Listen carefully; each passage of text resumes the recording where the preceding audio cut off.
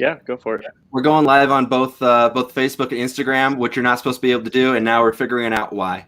Whoa! So everybody that's watching, we are trying to. If you guys want to hit to go live, I'll explain to everybody. Oh, we are live. We are live. So we're trying to do this on Facebook through our phones, and Instagram through our phones, and Facebook through the computer. Right. So hopefully it works. Do you guys hear weird feedback? Can we get a comment from somebody if they hear weird feedback on here? On the Instagram? Anybody? Either a yes or a no would be great. Or nobody gives a shit. That's cool too. They're like, yeah, we're just here to watch this happen. Okay, I got a note. Nice. Thank you, Kevin Moss. Great. There's a delay, they said. Not anymore. Awesome. Sweet. We're good to go. No. Everyone. Awesome. Okay. I don't need to introduce you to your followers, Jason, but I'm going to introduce everyone on Facebook to you. Cool. And so if you're tuning in on Facebook, and if you're tuning in from the Inglewood Camera Instagram, we have Jason here, and he's a concert photographer, lifestyle photographer in Denver, Colorado. And he agreed to join us on Camera Shop Talk live today. So we're excited to have you, Jason. Thanks for joining us.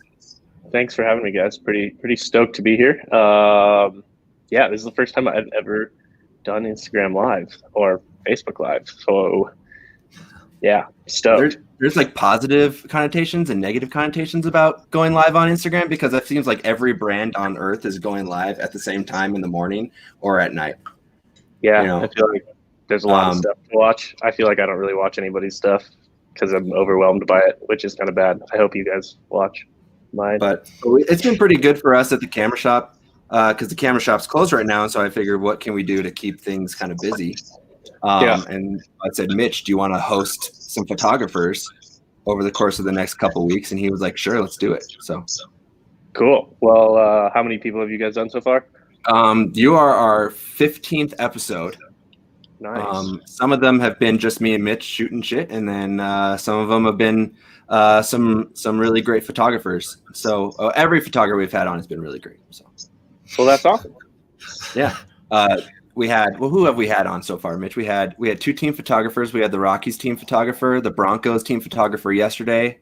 Aren't you the Rockies team photographer? There's 2 of us. Oh, okay. Yeah. So I had my coworker on. It was a real easy, ask. And then we had we've only done really easy asks, we've had my roommate on. He's a wedding photographer. So nice. But it's been good. It's been informational and we've had a good time. So if you're watching on Instagram, you're missing the screen share of the photos and stuff. So you can go to our Facebook page and watch that later if you want to see it all happen again, especially the beginning of what just happened, When you show a screen share, I can turn the camera around and show it on the screen. Yeah. We'll try to do it that way. For sure. So Mitch is over here, just mind blown. So Jason, how long have you been taking photos in general? Has it been like a thing? Like I got my first camera at birth. I mean, I had like a point, like when I was younger, when I was in high school, I was traveling a lot, and I had a point and shoot, but I never really, I thought it was fun to take pictures, but it was like nothing more than that ever. It wasn't, I didn't get my first like SLR until senior year of college, I think, or junior year of college, maybe. I used to run a music blog in college with a buddy of mine, and I picked up a camera so that I could get into shows for free with like a press pass to cover it for the blog. And yeah, that's kind of when I started actually taking pictures, especially obviously live music.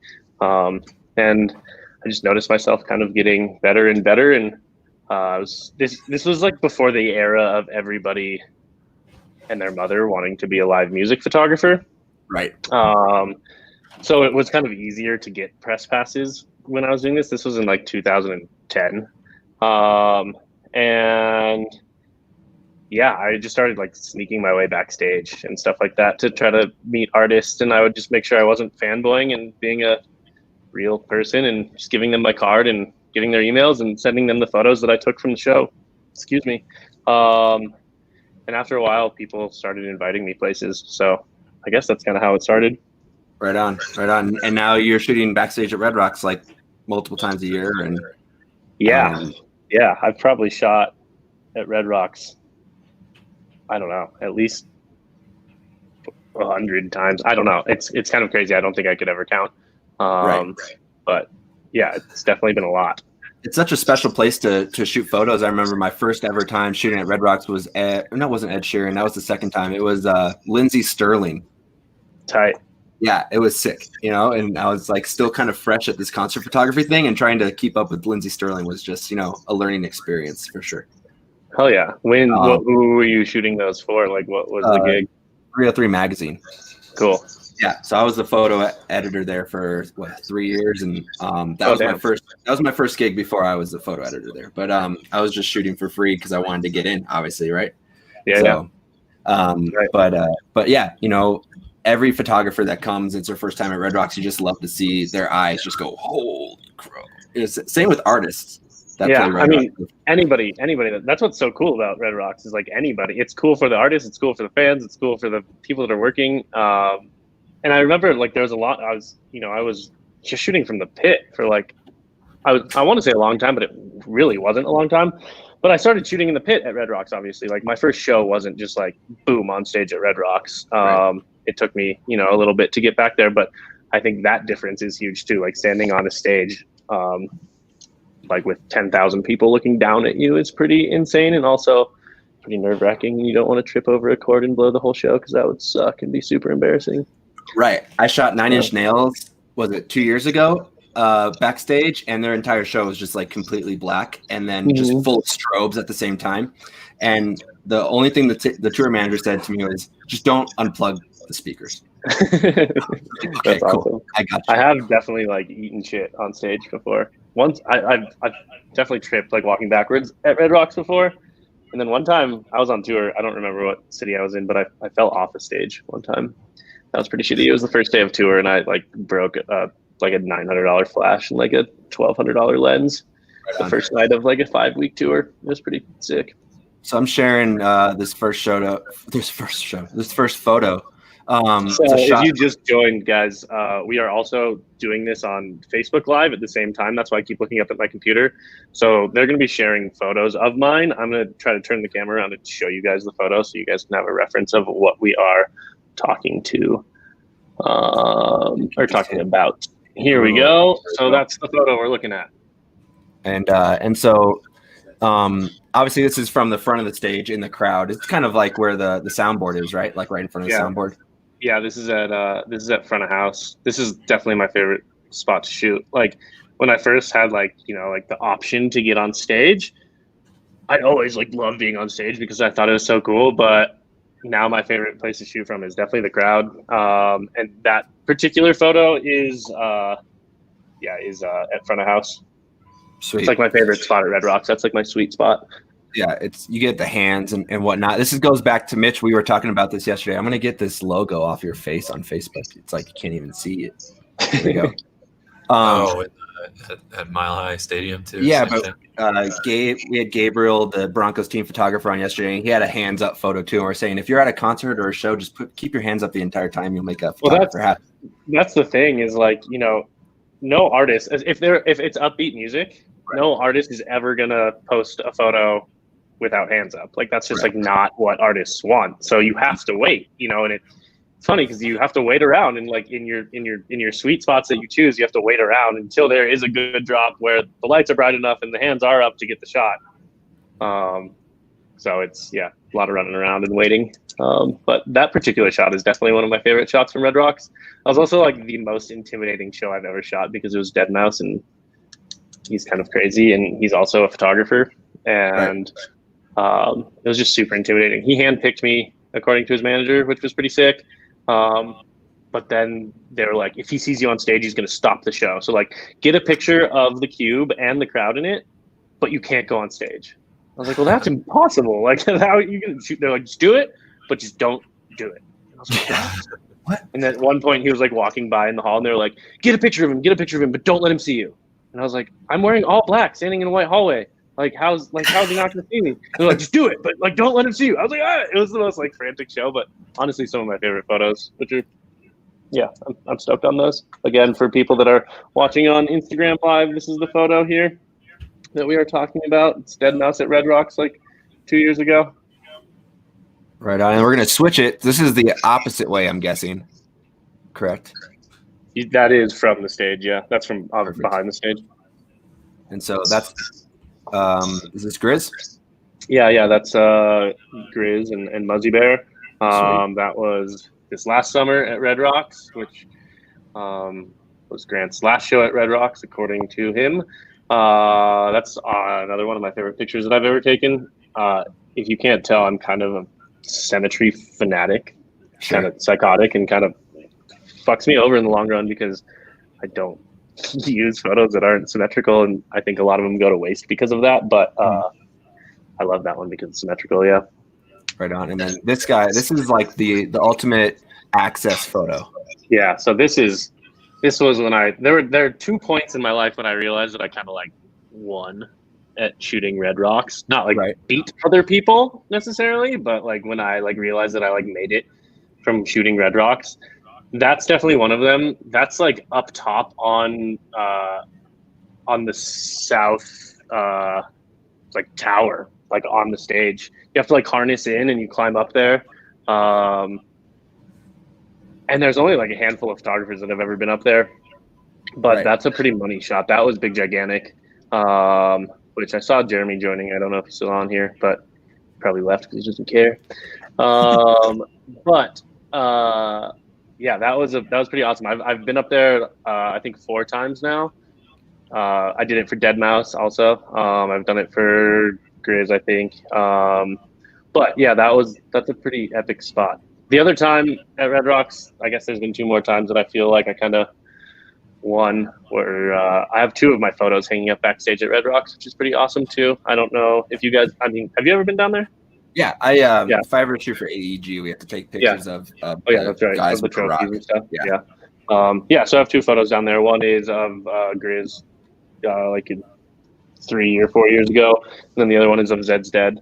But that's another pretty cool honor to have those at Red Rocks because I feel like they'll be there forever or a very long time at least. So there's some really old photos hanging up there. So there's some you have at least as long as those photos had. So that's at least like 30 years.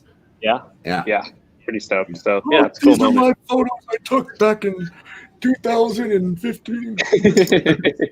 Exactly. I've never signed the tunnel. I refuse to sign the tunnel. I think that I think the tunnel should only be reserved for artists. Like, I think it's bullshit. I always see people like that are like with the band or like girlfriends of like the lighting guy or like whatever, like signing the tunnel. And I think it's not cool. I think it should be reserved for artists.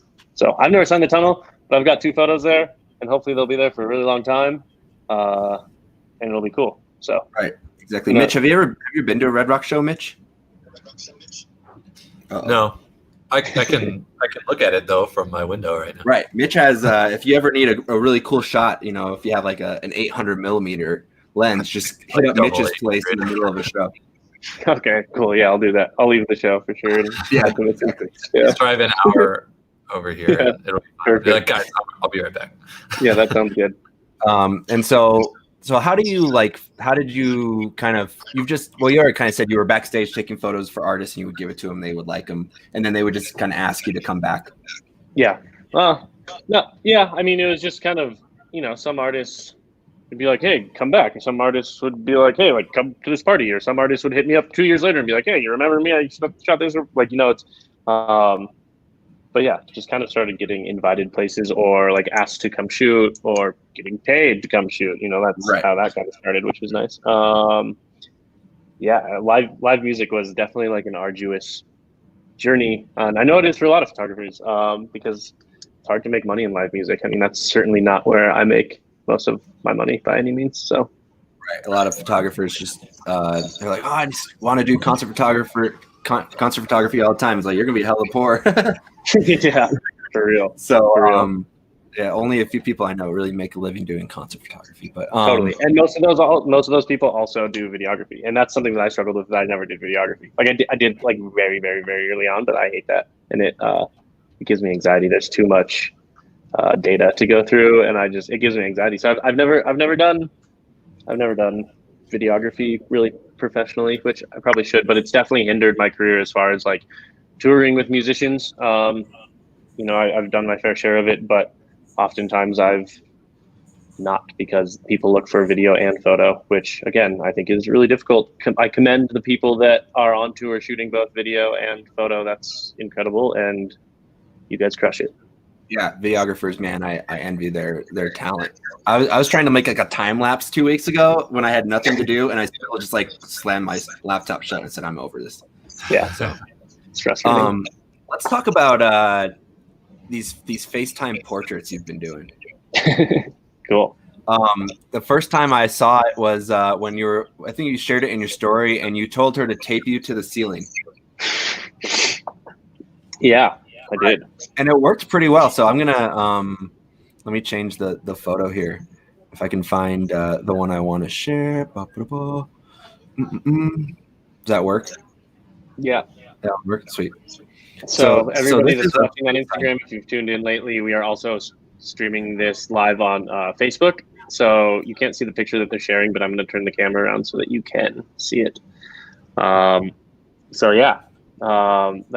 my friend Jess. She used to live in Denver, but she lives in LA now. And we did my second FaceTime photo shoot with her. And I wanted to do something creative. I came up with the idea to do a FaceTime photo shoot like 2 years ago.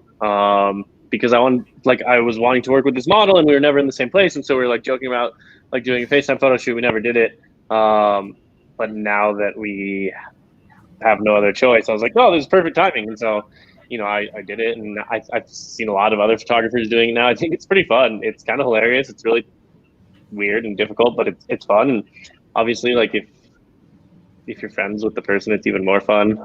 But with Jess, I wanted to do something different. So yeah, I told her to tape the phone to the ceiling so that we could shoot straight down, and she did, and it was tight. And I haven't seen anybody else do that yet. So it was a fun little shoot for sure. Right on. Yeah, I just like, it's like a flat lay, but with a human. Yeah, totally. And it also just was like when it comes to shooting, I'm really neurotic about like my backgrounds and like how I was talking about symmetry and stuff like that. I'm super neurotic, and I just need like minimalism. And that's why I really like shooting studio, or that's why like I like setting up the shoot, because then I can make sure I know what I'm getting what I want in the background, And so being able to be like, let's tape it to the ceiling so that we can just get like flat bed was perfect. I shot with my friend Claire before this, and I had her hang up her bed sheet on her wall so that it was just like plain white. It's again pretty neurotic, but it definitely helped, which was cool. And they were cool for being creative with me. So sure. FaceTime portraits. I mean, Mitch and I, we could do a screenshot right now, and like, we can do it right now. I can get Mitch. Yeah, keep your shirt on, Mitch. You've got the nice window light though, so you do have the best light out of all of us. You've got the best light, so maybe Mitch should be the one. You can hang your bed sheet behind you. Yeah. And then we're familiar with Jason. For everyone tuning in right now, we know Jason because he comes to the camera shop and he kind of buys older, beat up camera parts and things that most people don't have any use for, because you have a really cool project. It's called Shoot Portraits, Not People. And so let's share some photos. I have your website up, so I'm just going to share your website, and then I'm going to stop sharing this, and then I'm going to share the Chrome tab. And then someone messaged us and said they would like to see some female photographers on the show, and we do have one. We have a food photographer. Her name is Brittany Warshaw, and she is super talented. She's going to be on Monday. We're going to go over, how to make all that homemade cuisine you guys are making in your quarantine, look better. Jason, are you cooking anything while you're stuck at home? No, I am an awful cook. You're an awful cook, so you just do all the time. That's one of my goals. That's one of my goals. No, I'm doing a little bit of takeout, or I'm just making like a lot of pasta or easy shit. But that is one of my goals. I've set goals for myself during the quarantine, and I am completing them. So I'm pretty. That's next on my list for sure, without a doubt.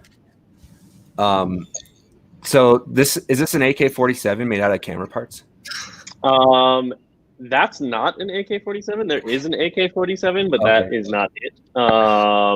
So that's nothing really. That's I mean, for everybody that's tuning in, we are also doing this on Facebook Live, and so they're pulling up photos. This is what we're looking at now. This is a gun that I built out of camera gear with my friend Keith D'Angelo that was working on the project with me at the time. And yeah, the project's called Shoot Portraits, Not People. And it's a physical sculpture. Like, you can physically hold that, and it's 100% camera equipment, recycled camera equipment. So that one in particular is not an AK, but it is a machine gun for sure. Gun. Yeah, it looks like one. I know. Do you play video games? Me and Mitch have been on this like Call of Duty kick for the last 2 years. That's like, yeah, I've been playing a lot of video games for sure. Yeah. So as we go through these, all I think about is like, when this is over, I just got to get back on. So, but let's keep scrolling and kind of look at what we've got here. Cool. A gas mask, always good for the end of Call of Duty, but that's pretty sweet. Yeah, that one's sweet. It's just a standard gas mask that I adhered a lens to instead of the filter. Sure. Here, yeah. Lens grenades. Yeah, we call those photo bombs. Photo bombs.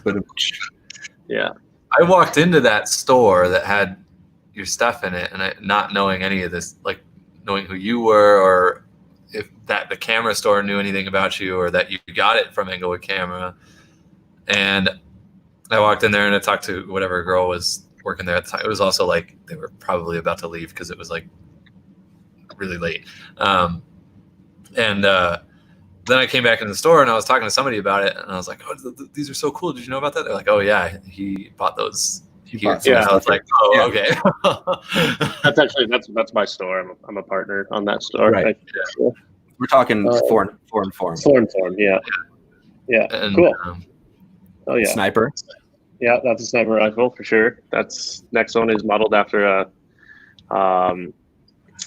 Browning 50 caliber machine gun, and it's actually made with 3 Brownie box cameras. You can see there, and then it's got the ammunition belt there that's made of all film rolls, disposable.